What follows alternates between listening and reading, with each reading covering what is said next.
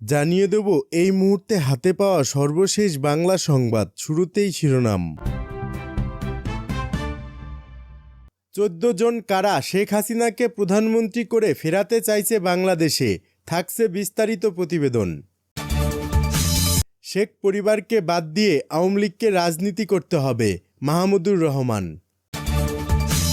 চাকরি না পেয়ে লেগুনা চালাতে চাওয়া ছেলেটা আজ দেশ চালাচ্ছে।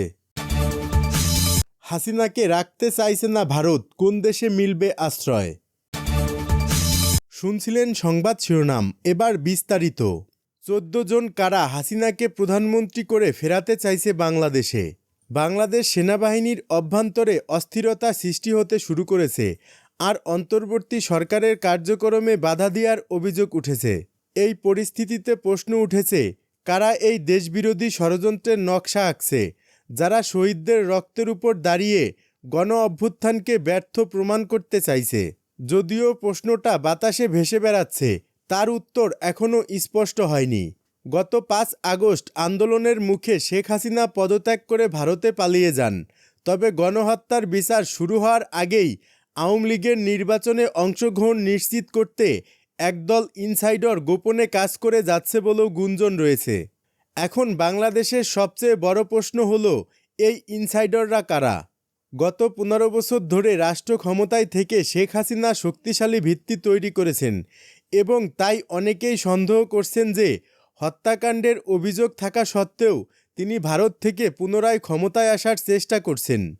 এ ধরনের চক্রান্ত চালিয়ে যাচ্ছেন দেশের শীর্ষ ১৪ জন ইনসাইডার, যারা গোপনে শেখ হাসিনাকে দেশে ফেরানোর জন্য কাজ করছেন। সম্প্রতি আল জাজিরার অনুসন্ধানী সাংবাদিক জুলকারনাইন শাওরের ফেসবুক পোস্টে এমন তথ্য উঠে এসেছে। ফেসবুক পোস্টে শাওর লিখেছেন, অন্তর্বর্তী সরকারের কেন্দ্রে কিছু উপদেষ্টা, যারা অতি দুর্ভি উদ্দেশ্য নিয়ে সরকারে প্রবেশ করেছেন। তারা কখনো চাইছেন না যে সাধারণ নির্বাচনের মাধ্যমে দেশে একটি রাজনৈতিক সরকার ক্ষমতায় আসুক। তারা দেশে অস্থিরতা সৃষ্টির চেষ্টা করছে, বিশেষ করে বাংলাদেশ সেনাবাহিনীর ভিতরে। এদিকে বাংলাদেশের গুরুত্বপূর্ণ পদে থাকা ইনসাইডাররা, যারা পোস্টারের মতো কাজ করছেন, তাদের বিষয়ে আভাস দিয়েছেন শাওর। তার পোস্টে বলা হয়েছে, সেনাবাহিনীর শীর্ষ কর্মকর্তা এবং অন্য গুরুত্বপূর্ণ পদে থাকা ৯ জন এবং ৫ জন আউটসাইডার অ্যাক্টর গোপনে এই ষড়যন্ত্রে জড়িত। তারা আসন্ন নির্বাচনের জন্য বড় ধরনের ষড়যন্ত্র করছেন। ভারতের শীর্ষস্থানীয় গণমাধ্যম টাইমস অফ ইন্ডিয়া একটি প্রতিবেদনে দাবি করেছেন যে শেখ হাসিনা পুনরায় প্রধানমন্ত্রী হয়ে দেশে ফিরবেন। প্রতিবেদনে আওয়ামী লীগের এক শীর্ষ নেতার দেয়া সাক্ষাৎকারে বলা হয়, খুব শীঘ্রই শেখ হাসিনা বাংলাদেশের নেতৃত্বে আবার ফিরে আসবেন।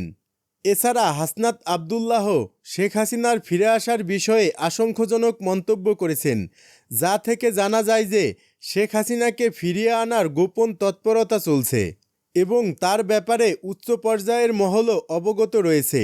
তবে দেশের শীর্ষস্থানীয় রাজনীতিবিদরা এ বিষয়ে কোনো প্রতিকার খুঁজছেন কিনা তা এখনও পরিষ্কার নয়। তবে শেখ হাসিনাকে ফেরাতে যারা কাজ করছে, তারা শুধুমাত্র ১৪ জন ইনসাইডার নাকি ধীরে ধীরে আরও অনেকের মুখোশ খুলে যাবে, তা সময়ই বলে দেবে। শেখ পরিবারকে বাদ দিয়ে আওয়ামী লীগকে রাজনীতি করতে হবে, মাহমুদুর রহমান। দলের মধ্যে সংস্কার সম্পন্ন করে আওয়ামী লীগকে রাজনীতি করতে হবে। এক্ষেত্রে শেখ হাসিনা সহ শেখ পরিবারের সবাইকে দলটি থেকে বহিষ্কার করতে হবে। এরপর আওয়ামী লীগের পুনর্বাসিত হতে পারে বলে মন্তব্য করেছেন দৈনিক আমার দেশ পত্রিকার সম্পাদক মাহমুদুর রহমান। মঙ্গলবার সন্ধ্যায় ঢাকা বিশ্ববিদ্যালয়ে আধুনিক ভাষা ইনস্টিটিউটে এক সেমিনারে একথা বলেন তিনি বলেন, একটি অবাধ, সুষ্ঠু ও নিরপেক্ষ নির্বাচন করতে হলে আওয়ামী লীগকে সুযোগ দিতে হবে বলে একটি আলোচনা শোনা যাচ্ছে। সংস্কারের আগে দলটিকে পুনর্বাসিত করার সুযোগ নেই। বিপ্লবোত্তর বাংলাদেশে এই প্রশ্ন উঠতে পারে না। তিনি আরও বলেন, নতুন দলের মধ্যে সাংঘর্ষিক বিবৃতি দেখতে পাচ্ছি। দলীয় বয়ানে দলটিকে গুরুত্ব দিতে হবে। পলিটিক্যাল বক্তব্যে কোনো সুবিধা নেওয়ার চেষ্টা করা যাবে না। দলের বক্তব্যে সবাইকে সন্তুষ্ট করার প্রচেষ্টা দেখতে পাচ্ছি। মনে রাখতে হবে, রাজনৈতিক বয়ানে সবাইকে সন্তুষ্ট করা যায় না। আওয়ামী লীগকে নির্বাচনে নিতে আন্তর্জাতিক চাপ আসবে জানিয়ে তিনি বলেন, সেই চাপকে মোকাবেলা করতে হবে। ষড়যন্ত্রকে মোকাবেলা করতে হলে জিরো পলিটিক্যাল চ্যালেঞ্জ মোকাবেলা করতে হবে। এ সময় মার্কিন জাতীয় গোয়েন্দা বিভাগের প্রধান তুলসী গাবার্ড ভারতে বসে অপপ্রচার চালাচ্ছে বলেও মন্তব্য করেন তিনি। চাকরি না পেয়ে লেগুনা চালাতে চাওয়া ছেলেটা আজ দেশ চালাচ্ছে। গত 5 মে আসিফ মাহমুদ তার ফেসবুক টাইমলাইনে একটি পোস্ট করেছিলেন। সেখানে তিনি লেখেন, গ্র্যাজুয়েশন শেষ, আর কতদিন বেকার থাকব, লেগুনা চালানো শুরু করে দেব ভাবছি। পোস্টের সঙ্গে ছিল একটি ছবি যেখানে দেখা যায় তিনি লেগুনার সারির সামনে দাঁড়িয়ে আছেন। তবে মাত্র 3 মাসের ব্যবধানে সেই আসিফ মাহমুদ আজ দেশের শাসনভার গ্রহণ করেছেন। তার এই দ্রুত উত্তরণ সত্যিই ভাগ্যের এক অপূর্ব নিদর্শন।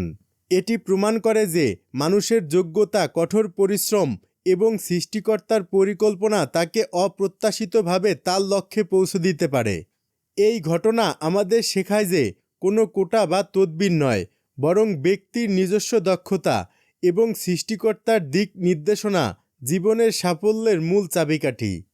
একটি তরুণ প্রজন্ম সহ সকলের জন্য এক শক্তিশালী বার্তা যে যদি তারা মনোযোগী হয়, নিজেদের দক্ষতা বিকাশ করে, তবে জীবনের যে কোনো ক্ষেত্রে সফল হতে পারে। হাসিনাকে রাখতে চাইছে না ভারত, কোন দেশে মিলবে আশ্রয়? ভারতে আশ্রয় নিয়ে শেখ হাসিনা এখন মোদি সরকারের জন্য এক বড় দুশ্চিন্তা হয়ে দাঁড়িয়েছে। ভারতের অভ্যন্তরে তার উপস্থিতি নিয়ে ব্যাপক বিরোধী জনমত সৃষ্টি হয়েছে। ভারত হাসিনাকে আশ্রয় দিতে চায় না, কারণ তা তাদের বাংলাদেশের অন্তর্বর্তী সরকারের সাথে সম্পর্ককে খারাপ করতে পারে। তবে ডক্টর মোহাম্মদ ইউনূসের চীন সফর এবং তিস্তা প্রকল্পের প্রভাবের কারণে ভারতের জন্য পরিস্থিতি আরও জটিল হয়ে উঠেছে। টাইমস অফ ইন্ডিয়ার প্রতিবেদনে জানা গেছে, শেখ হাসিনার ভিসার মেয়াদ বাড়ানো হয়েছে, তবে তাকে স্থায়ী আশ্রয় দেওয়া হবে না। ভারতের বিভিন্ন মহলে চলা আলোচনা এবং গোপন বৈঠকগুলোতে প্রধানমন্ত্রী মোদির প্রশাসন চিন্তাভাবনায় গভীরভাবে ডুবেছে। এদিকে চীন সরকারের সাথে তিস্তা প্রকল্পের সম্পর্ক গভীর হচ্ছে, আর চীন বাংলাদেশের রোগীদের জন্য নতুন হাসপাতাল তৈরি করছে। এসব বিষয় ভারতীয় প্রশাসনকে নতুনভাবে চিন্তায় ফেলে দিয়েছে।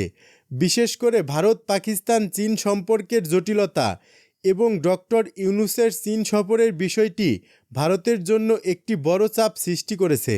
ভারতীয় সেনাপ্রধানও উদ্বেগ প্রকাশ করেছেন এবং প্রতিবেশী দেশগুলোর সাথে ভারতের সম্পর্ক আরও খারাপ হতে পারে বলে শঙ্কা প্রকাশ করেছেন। তবে ভারতীয় সরকারের গোপন ষড়যন্ত্র ও পরিকল্পনাগুলো বাংলাদেশকে নিয়ে এখনও চালিয়ে যাচ্ছে। ভারতে আশ্রয় নেওয়ার পর শেখ হাসিনার বাংলাদেশের রাজনৈতিক চ্যাপ্টার এখন অতীত। তবে দিল্লিতে গোপনে ষড়যন্ত্র চলছে এবং একের পর এক চক্রান্ত বাংলাদেশকে আক্রমণ করার পরিকল্পনা হচ্ছে।